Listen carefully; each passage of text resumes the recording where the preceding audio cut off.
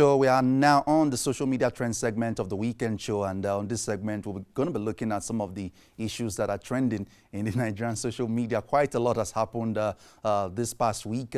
Let's take a look at some of the issues that have dominated the conversation in the Nigerian social media politically. Yesterday we saw this interesting development.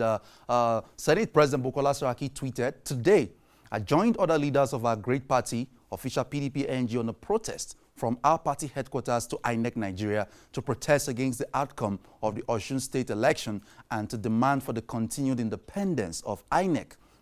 So PDP leaders yesterday went to protest the outcome of the Osun elections, and let's take a look at some of the things that happened after that development. But let me invite on set now Mr. Ariyodare Atoye, political activist, who is going to be discussing the social trends with me. Ariyo, step on.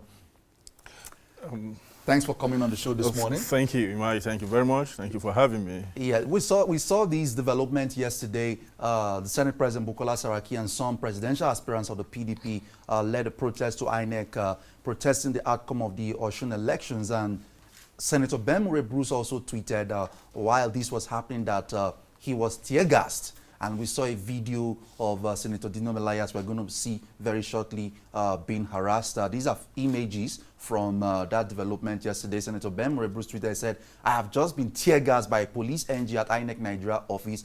Gunshots have been fired. This was and still is a peaceful protest. How can I be treated like this in a country I have fought for and invested in? This is madness. I came with words, they answered with bullets."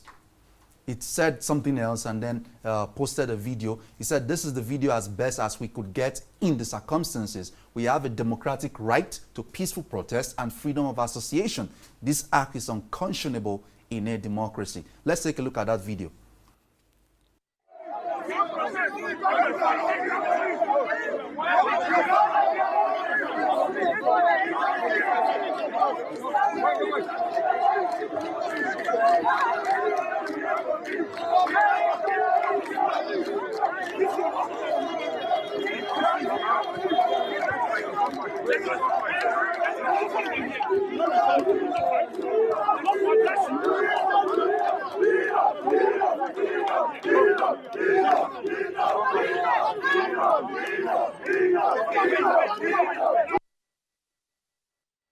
Dino Melaye being harassed there by and manhandled by security agents there. What do you make out of what happened yesterday? Thank you, Imai. I think sincerely we are in a very serious, terrible situation as a nation. We are seeing what you can say the appearances of a dictator bearing his fangs, from different perspectives. It is the legitimate right of every Nigerian to protest. And this same thing that the PDP leaders, the leaders of the opposition did yesterday, the current president also led his own people to do almost similar thing in 2014, and they were not harassed. They were allowed that democratic space to vent their anger, to speak to Nigerians over the outcome of what happened in Anambra governorship election. But in this case, are we certain that they obtained a permit for this protest? You don't need a permit to protest in Nigeria, and that has been settled in the court of law. You don't need such permit. And let's also even get it this right. We're talking about these are responsible leaders. These are not miscreants. They left the comfort of their party offices and they came to INEC to express their anger and frustration over what happened, the electoral travesty that happened in Osun State. And I think they should be respected. And what we have seen in a situation, what we saw yesterday, it's a case of the state emboldening the security agents, to become a bit less tolerant of political opponent of the current administration. Because if not, these are men who will have had unfettered access to INEC office to express their anger. They didn't come with bullets. They are not going to come there to come and shoot. They came plainly and it was obvious before everybody. But they could have come with their supporters and their supporters could have taken advantage of the situation. No. There is nothing they are going to do. What they came to do yesterday, you see, one thing that I've protested severally in this country. What normally happens is this. The moment the security agents become a bit less tolerant. They want to have a sort of a confrontation with you. And they will tell you this is an area where you cannot match. And believe me sincerely, this is what we see every day in even the developed world. In America, in the UK, people protest. And fine, they always also try to barricade them. And also what happened in terms of them having a bit of a push is also not new. You understand? But what I think totally uncalled for here is using tear gas, to disperse prominent people. See, there is no problem. And let's also get it very well, because probably this morning as I'm talking, people are watching some foreign media TV stations. There is possibility that you can even have a body contact in terms of a push from people who are protesting and people who are on this other side. There is no problem about this, a part of the democracy. But what is detestable is using tear gas against these people. Okay, very quickly, Ari, let's go to Lagos State. Jimmy Agbaje has emerged the PDP gubernatorial candidate of that state. He had run before in the last election, and then he said he wasn't going to run again, but now he's back in the race. From this Twitter user, we saw this tweet. Again, Jimmy Agbaje is PDP's candidate for Lagos in 2019. Insanity is doing the same thing over and over again and expecting different results. I don't agree with this.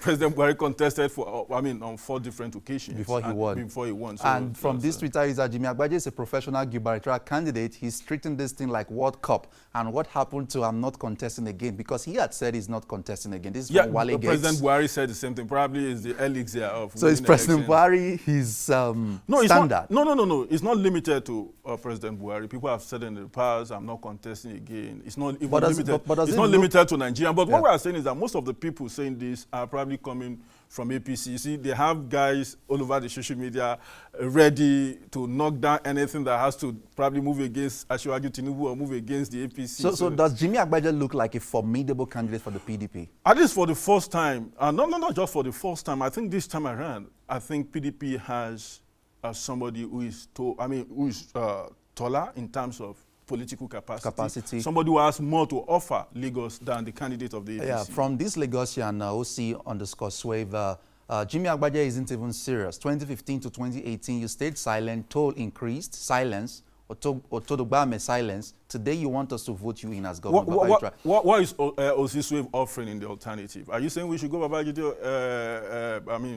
what's his name? Sanwo-Olu? Are you saying that's the best for the people of Lagos State? You see, one thing is this, you have to look at what is available. Fine, he didn't do some of those things. As an activist, ordinarily I would have expected Jimmy Agbaje to be an opposition voice in Lagos. But fine, he didn't do that. But in this situation, when you're talking about candidate for candidate, knowledge for knowledge, capacity for capacity, you can't compare Sanwo-Olu with Jimmy Agbaje. Okay, Ario, the PDP convention is trending right now on the social media. It's the biggest issue today in the political space, and a lot of issues have been coming up on that trends map. Deji Adeyanju tweeted this yesterday. He said, breaking, Femi Fani-Kayode at Real FFK is supporting Kwankwaso. He is completely disgusted by the idea of Wike trying to impose a weak candidate to face Buhari. A lot of issues are emerging from the presidential primaries of the PDP happening in Port Harcourt today. And we saw these, Deji has been driving this narrative that there's, and not just Deji alone, there are people who seem to support this narrative that there might be an imposition of a particular candidate at the primaries today. What does that mean? And I think it's just like the destiny of many Nigerians who are looking for an alternative to President Buhari, resting on what's going to happen today in Port Harcourt. But it's not even limited to that, because there is still the CUPP arrangement, other presidential candidates are going to emerge. But let me say this. The opposition party, not limited to PDP, needs they need a cosmopolitan politician, a politician who is big enough, who believes in the unity of this country, a liberal, somebody who has that political gravitas to be able to command that necessary support. Not to cut you short, very quickly, Sahara Reporters reported this yesterday, exclusive, David Mark, Lamido, Dankwambo to step down for Tambuwal within 48 hours. They have been able to get David Mark, Lamido, Dankwambo to step down for Tambuwal between today and at the convention ground tomorrow. All the actors. Yes, and of course, we saw a tweet even from Dankwambo yesterday debunking it.